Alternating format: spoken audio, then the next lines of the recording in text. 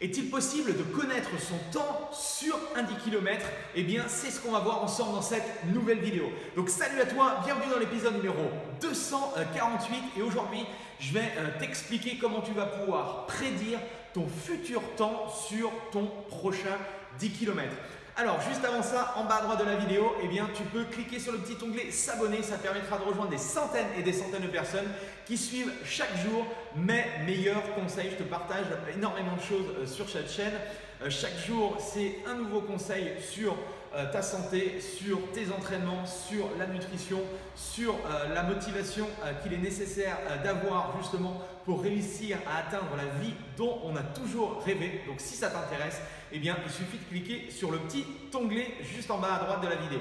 Alors aujourd'hui, on va peut-être jouer un petit peu à Madame Irma. D'accord, on va essayer de prendre une boule de cristal et on va essayer de se poser la question de quel sera ton temps sur ton prochain 10 km. Alors en fait, je suis tombé sur un truc assez sympa.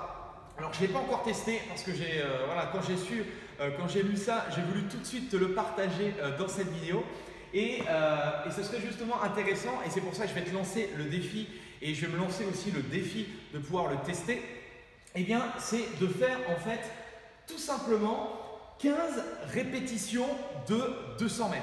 Donc 15 fois 200 mètres, eh bien, il paraîtrait que ça te permet de savoir de manière assez précise ton temps sur ton futur 10 km. Alors, je t'explique tout ça.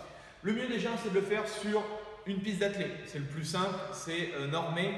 Comme ça, tu n'as pas besoin de te prendre la tête par rapport à ça. Donc, tu trouves une piste d'athlée à côté de chez toi ou sinon, tu prends une piste, tu essayes d'avoir une piste qui fait 200 mètres sans montée, sans descente, que ce soit plat et que tu puisses justement performer par rapport à ça. Donc, le concept, il est simple. L'idée, c'est de me faire 15 répétitions de 200 mètres en prenant des récupérations. Le temps de récup, d'accord, ça va être le temps que tu vas mettre sur un 200 mètres. Si tu mets, je ne sais pas, une minute pour faire un 200 mètres, tu vas avoir une minute de récupération et tu vas justement partir à la prochaine minute. Ok? Si par exemple, imaginons, première série, tu fais une minute, deuxième série, tu fais 55 secondes, tu prendras que 55 secondes. D'accord? Ce qui va être important justement par rapport à ça, dans la notion d'entraînement, c'est que les 15 répétitions se fassent plus ou moins avec la même moyenne. C'est-à-dire, ne t'explose pas sur les 4-5 premières séries pour à la fin t'effondrer. Tu essayes justement d'avoir plus ou moins la même moyenne sur les 15 répétitions. D'accord? Donc ça, c'est le concept. Ensuite, ce que tu vas faire, c'est qu'une fois que tu as fait tes 15 répétitions, donc ce qui est important, c'est à chaque fois, il faut que tu aies une petite note justement pour noter ou tu as quelqu'un t'as ton coach ou tu as quelqu'un qui le fait avec toi, qui te note le temps que tu as mis pour faire ton 200 mètres. Donc, une fois qu'on a ça, ce que tu vas faire, c'est que tu vas enlever le temps le plus rapide, le temps le plus lent, d'accord? Parce que c'est difficile d'être à la seconde près. Même si c'est qu'un 200 mètres, à la seconde près, avoir le même temps.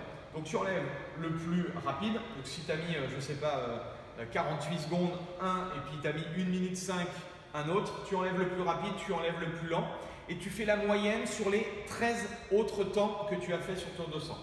Ok? Donc jusque là, une fois que tu as la moyenne. Ensuite, un exemple très simple. Si ta moyenne, elle est de 50 secondes, d'accord? Si tu as fait à peu près les 15 fois 200 mètres en moyenne à 50 secondes, eh bien, on peut estimer justement que tu mettras 50 minutes à faire un 10 km. Donc voilà, je te répète, tu prends la moyenne sur les 13 200 mètres et si tu mets 50 secondes, tu feras grosso modo 50 minutes à ton 10. Si tu fais 40 secondes, tu mettras plus ou moins 40 minutes pour faire ton 10 km. Donc voilà, c'est un petit test. Honnêtement, je crois qu'il n'y a pas de preuves scientifiques par rapport à ça. C'est plus des tests de terrain qui ont été faits par de nombreux athlètes. Donc je serais curieux justement d'avoir de ressentis par rapport à ça. Je sais qu'il y en a beaucoup qui me suivent, qui courent beaucoup. Donc n'hésitez pas à partager dans les commentaires en dessous. Moi, je vous partagerai aussi, je vous ferai peut-être un retour sur une vidéo de ce test-là.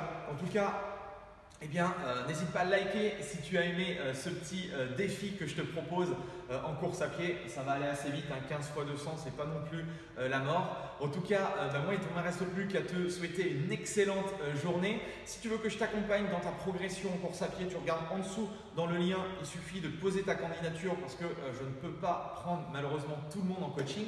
Et si tu n'es toujours pas inscrit et que tu veux justement avoir régulièrement des conseils, que ce soit sur la course à pied, que ce soit sur l'entraînement en musculation, en charge additionnelle, en nutrition, en mobilité, prévention des blessures, bref, eh bien, tu es au bon endroit. Donc, il suffit de cliquer sur le petit onglet s'abonner.